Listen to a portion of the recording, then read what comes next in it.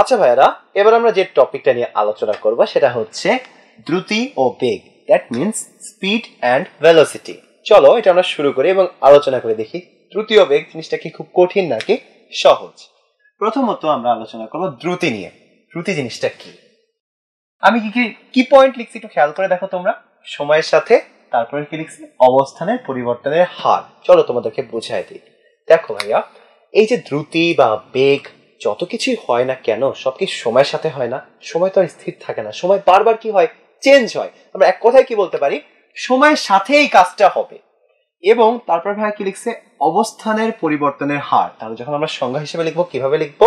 সময়ের সাথে কোনো একটা বস্তুর অবস্থানের পরিবর্তনের হারকে বলা হয় দ্রুতি। অর্থাৎ একটা বস্তু সময়ের সাথে সাথে কতটুকু অবস্থান পরিবর্তন হচ্ছে সেটাকে যদি আমরা সময় দিয়ে ভাগ করি তাহলে যে টার্মটা পাবো ওভারঅল, সেটাকে বলা হবে দ্রুতি বা স্পিড। অর্থাৎ আমরা বলতে পারি এক কথায় ভি সমান ডি বাই টি। এখানে ভি দিয়ে আমি বুঝাইছি স্পিড বা দ্রুতিকে, আর ডি তো তোমরা জানোই, আগের ভিডিওতেই দেখছো, দূরত্ব, আর টি হচ্ছে সময়। অর্থাৎ এক কথায় বলা যায় V equal D by T. এবার কথা হচ্ছে দ্রুতি জিনিসটা আসলে কি, তোমাদের একটু বুঝাই বাস্তবভাবে। চিন্তা করো তো, মনে করো এটা আমি, এটা আমার একটা ফ্রেন্ড, ঠিক আছে? এটা আমার একটা ফ্রেন্ড। ওকে, ধরো আমি তোমার হচ্ছে 100 মিটার পথ, 100 মিটার একটা পথ আছে, 100 মিটার পথ আমি ধরো 60 সেকেন্ডে অতিক্রম করতে পারি। ওকে, ধরো দৌড়ায় অতিক্রম করছি 100 মিটার একটা পথ। আমার ফ্রেন্ডটা মনে করো 100 মিটার একটা পথ 80 সেকেন্ডে অতিক্রম করতে পারে। তাহলে তুমি বলো তো কে জোরে দৌড়াচ্ছে, আমি নাকি আমার বন্ধুটা? অবশ্যই কি হবে? তোমরা দেখতেই পাচ্ছ ভাইয়া 60 সেকেন্ডে বা 60 সেকেন্ডে 100 মিটার পথ যায়, কিন্তু তার ফ্রেন্ড সেই 100 মিটার পথ যেতে টাইম কত নেয়? 80 সেকেন্ড বা 80 সেকেন্ড। অর্থাৎ এই যে বন্ধুটা আমার, সে যায় আস্তে আর ভাইয়া যায় দ্রুত। অর্থাৎ আমরা এক কথায় বলতে পারি ভাইয়ার দ্রুতি বেশি, তার বন্ধুটা দ্রুতি কম। খুব সহজ লাগলো না বিষয়টা? আচ্ছা, একটু ইজিলি আর একটু একটা ম্যাথমেটিক্যালি দেখায়, তোমার জন্য সহজ হয়ে যাবে বিষয়টা বুঝতে। দেখো তো, তা করতে যে ভাইয়ার ক্ষেত্রে যদি আমরা স্পিডটা কাউন্ট করি, মানে দ্রুতিটা কাউন্ট করি, তাহলে কত হবে? ভি সমান আমরা জানি ডি বাই টি। তাকায় দেখো তো, ডি কত? ডি দেওয়া আছে হচ্ছে 100 আর টি দেওয়া আছে হচ্ছে এই ক্ষেত্রে 60। কাটাকাটি করলে আমরা বলতে পারি না 10/6 এত মিটার পার সেকেন্ড? খুব সহজে করে ফেললাম। মিটার পার সেকেন্ড কই থেকে আসলো ভাইয়া? 100 মিটার আছে আর নিচে সেকেন্ড 60 সেকেন্ড, হলে মিটার পার সেকেন্ড এখান থেকে আসলো, বুঝছি। আর যখন এটা আমরা এই তোমার ভাইয়ার বন্ধুটার ক্ষেত্রে করব, তখন দেখো তো ভি এর মানটা কত হবে? টি বাই টি, 100/80। আমরা বলতে পারি 10/8 এত মিটার পার সেকেন্ড। একটু খেয়াল করে দেখো তো, উপরে দুইটা মানই সমান আছে, এটাও 10 আছে, এটাও 10 আছে। এটাকে ভাগ করছি ছোট একটা সংখ্যা দিয়ে, এটাকে একটা ভাগ করছি বড় একটা সংখ্যা দিয়ে। আমরা আরামসে বলতে পারি এই মানটা হবে কম আর এই মানটা হবে কি? বেশি। থেকে বোঝা যাচ্ছে ভাইয়ার দ্রুতি বেশি আর ভাইয়ার বন্ধুটা দ্রুতি কম। তো ভাইয়া খুশি, আর বন্ধুটা এক্ষেত্রে না স্যাড হয়ে গেছে, অখুশি আছে। আচ্ছা, বুঝতে পারছি। এই ছিল আমাদের কি তোমার হচ্ছে দ্রুতি সম্পর্কিত ছোটখাটো আলোচনা। চলো এবার দ্রুতির আমরা কিছু ক্লাসিফিকেশনে চলে যাই। আচ্ছা ভাইরা, এবার আমরা দ্রুতির একক আর মাত্রাটা বের করে তোমাদেরকে শিখাবো। চলো আমরা দ্রুতির এককটা দেখি কিভাবে বের করব। আচ্ছা, একক দ্রুতির ক্ষেত্রে আমরা কি করব? আমরা জানি দ্রুতির একক হচ্ছে দূরত্ব বাই সময়। দেখো তো, উপরে আছে দূরত্ব, নিচে আছে কি? সময়। তাহলে আমরা ইজিলি বলতে পারি উপরে হবে মিটার, কারণ আমরা জানি দূরত্বের একক হচ্ছে মিটার আর সময়ের একক হচ্ছে সেকেন্ড। সো কি হবে? m/s। সেটা আমরা লিখতে পারি এভাবে m/s। এরপর আমরা বলতে পারি কি?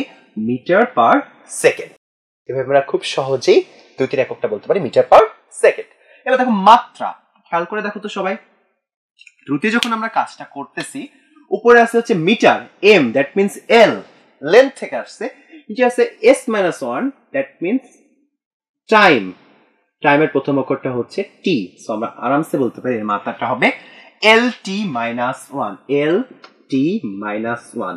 যখন তোমরা পরীক্ষার খাতায় লিখবা তখন এভাবে লিখবা, থার্ড ব্র্যাকেটের ভিতরে ভি লিখবা এবং এটা নর্মালি লিখবা, কোনো বোল্ড করার দরকার নাই, ভি রে লিখবা ইকুয়াল লিখবা LT-1, দ্যাটস ইট। এটাই হচ্ছে দ্রুতির মাত্রা। এরপর দেখো তো ভাইয়া দুইটা টার্ম ভাইয়া লিখছি, একটা হচ্ছে গড় দ্রুতি, আরেকটা কি তাৎক্ষণিক দ্রুতি। চলো এই দুইটা টার্ম আমি তোমাদেরকে বুঝাই দিই। আচ্ছা, প্রথমে কোনটা লিখলাম ভাইয়া? গড় দ্রুতি, তারপরে পড়াবো আমি তোমাদেরকে তাৎক্ষণিক দ্রুতি। একটা কথা বলো তো, এই যে যখন আমাদের কারো দূরত্বের পরিবর্তনের হারটা আমরা কাউন্ট করি, তুমি কি সব সময় একই দ্রুতিতে কোনো জায়গায় যেতে পারো? লাইক মনে করো আমি দৌড়াচ্ছি, একটু আগে তোমাদেরকে আমি দেখাইছিলাম যে আমি 100 মিটার পথ গেছি 60 সেকেন্ডে, তাহলে আমার দ্রুতি কত বের হয়েছে? আমার ক্ষেত্রে দ্রুতি বের হয়েছে 100/60, that means 10/6 metre per second.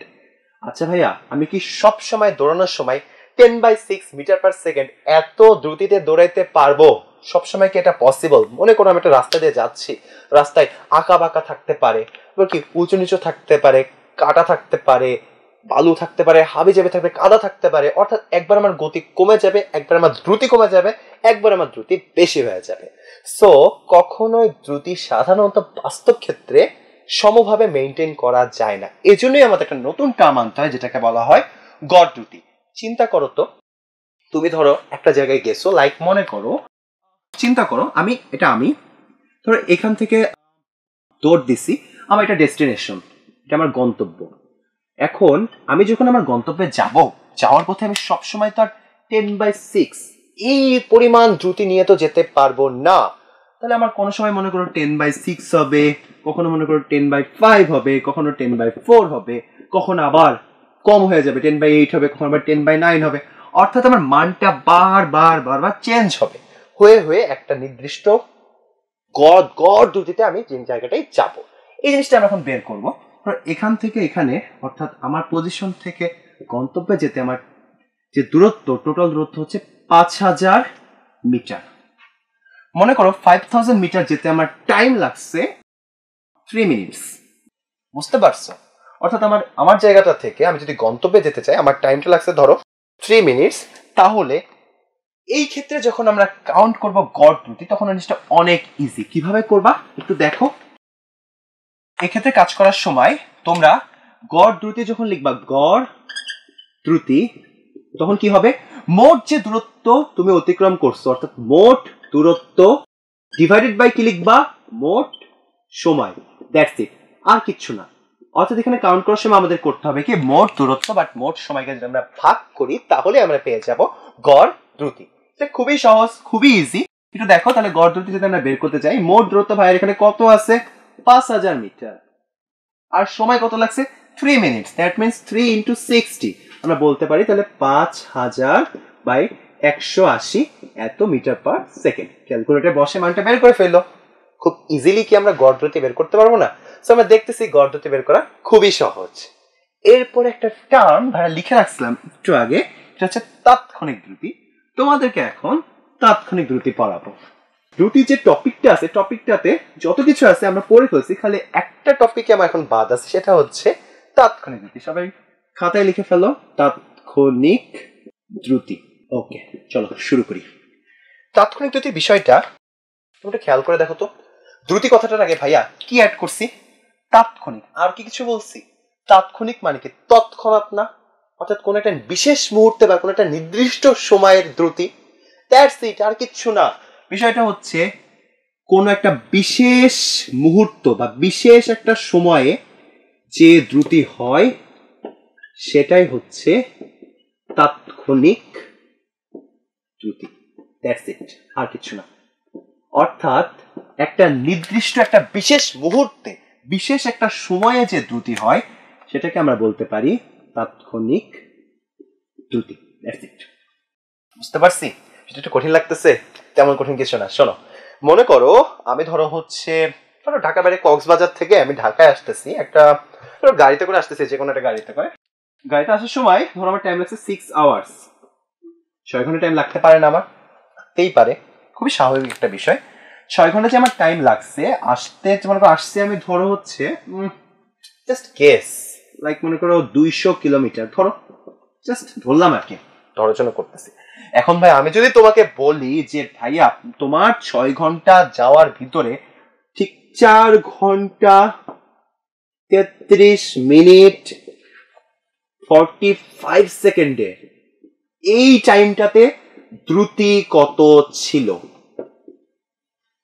এই কোশ্চেনটা যদি তোমাকে করা হয় তাহলেই তোমাকে জিজ্ঞেস করাবে তাৎক্ষণিক দ্রুতি জিনিসটা কি। এবার কি তুমি বুঝতে পারছো?